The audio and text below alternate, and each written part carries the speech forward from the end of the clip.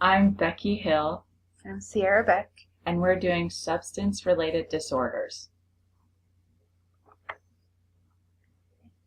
A substance-related disorder is a type of psychological impairment, and people who are homeless, legal offenders, those affected with the HIV virus, children of abusers, and individuals with antisocial personality disorders exhibit higher indices of substance-related disorders, and they contribute to more deaths and illnesses and any other preventable health condition. And if you have a substance-related disorder, you're a lot more likely to also have a different sort of impairment. This is a video that talks about the common causes of substance abuse and addiction.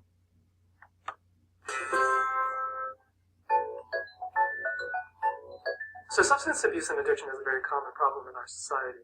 The most common risk factors and problems that lead up to it are basically threefold. We know that addictions are what we call biological, psychological, and a social disease.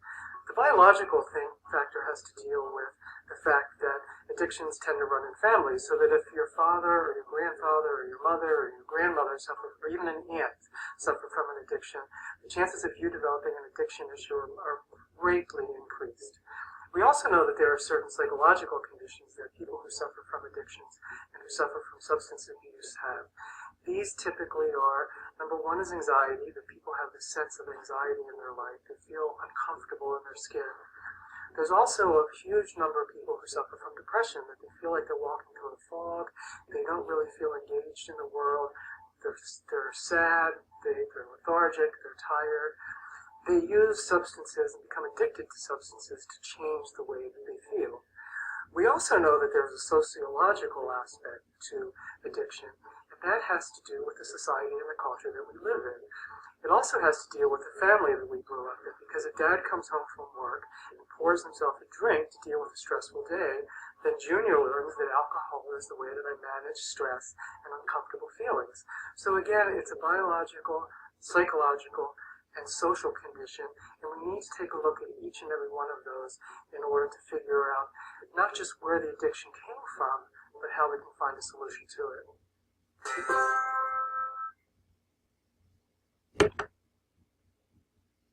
All right, this is the overview of the popular substances. The first one is alcohol. Heavy drinking can lead to heart disease, cancer, cirrhosis of the liver, and brain damage. Pregnant women drinking can cause the child to have fetal alcohol syndrome, which can include brain damage, growth retardation, and characteristics facial appearance. Another one is caffeine. People who drink large amounts of caffeine often display behaviors of nervousness, restlessness, or anxiety. They can develop dependence-like symptoms and experience withdrawal. The third one is nicotine. Up to half of current smokers will eventually die of a tobacco-related disease. The use of tobacco can result in nicotine dependence, and long-term effects include heart disease and various types of cancer. Withdrawal symptoms include frustration, anxiety, restlessness, decreased heart rate, and insomnia. Some other substances that can cause disorders are amphetamines, which are used to stimulate the central nervous system and imitate the feelings of an adrenaline rush.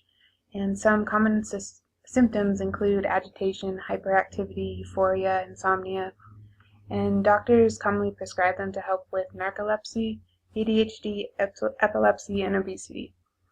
And another one is cannabis, and in the book it says marijuana and hashish are the most commonly used illicit substances in the world.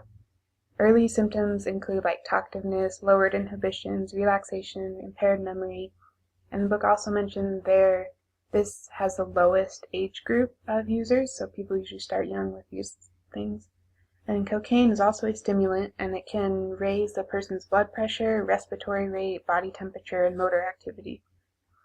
And crack, if you've heard of that, is a concentrated form of cocaine that's 10 times more powerful. And the high of this drug wears off really quickly, requiring the need for a increased dosage to maintain that high. And a hallucinogen is a perception-altering drug, such as LSD, that affects your thoughts, senses, and moods.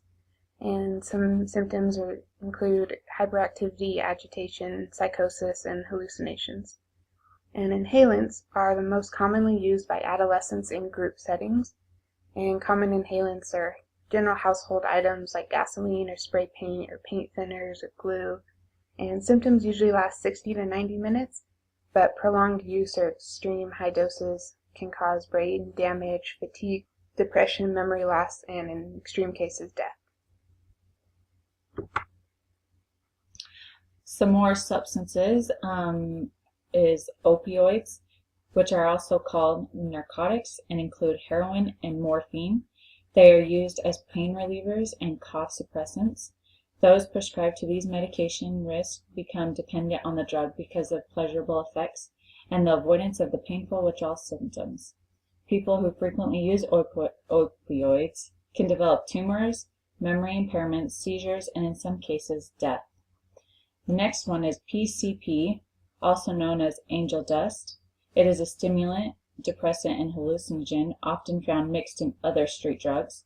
PCP is a very unpredictable substance, and repeated use can cause aggressive behavior, loss of coordination, hallucinations, and respiratory depression.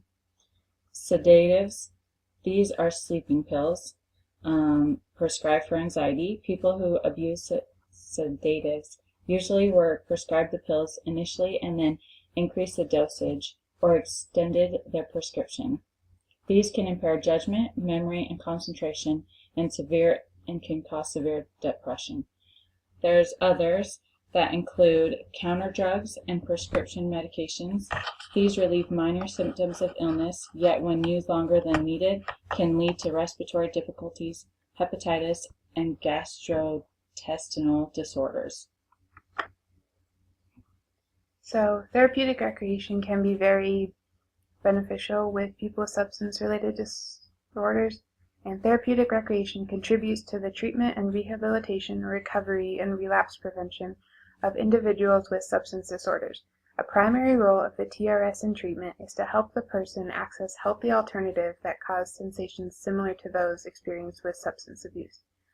And rather than directing an individual through recovery, practitioners make efforts to help mobilize the person's own resources and build their own motivation to address a goal such as reducing alcohol use.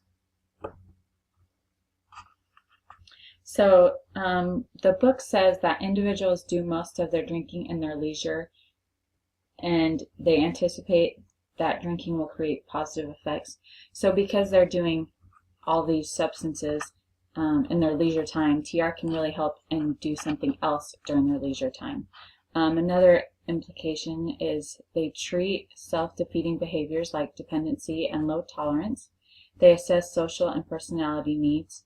They help clients develop communication skills, help self-control, cooperation, and trust in relationships, enhance independent functioning, support networks, and physical well-being, and they develop coping and problem-solving skills.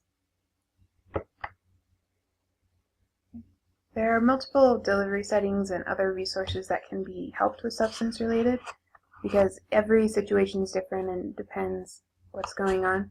So some of them might include a mental health facility where the substance related disorder is treated along with a different or a serious psychological impairment, or like a local based community service center instead of the in-hospital stays that used to be common. It's more moving to a community-based service, or a general medical hospital, a private rehabilitation facility, or various jails and prisons. And a good example of a private rehabilitation facility is called the Marworth Alcohol Treatment Center, and they had a really strong recreational therapy program that deals with treating alcohol or other chemical substance addictions. And some of the activities they did trust activities or team sports or ropes courses or other ways that the TRSs could help them with their leisure activity and find better things to do. Some quotes that we have. One of the awful consequences of substance abuse is that people can forget how to enjoy life without being drunk or high. Therapists remain role models throughout intervention, prompting playfulness and relaxation, while encouraging clients to adopt a lifestyle that increases their health and manages their use of problem substances. And these are just the sources that we used.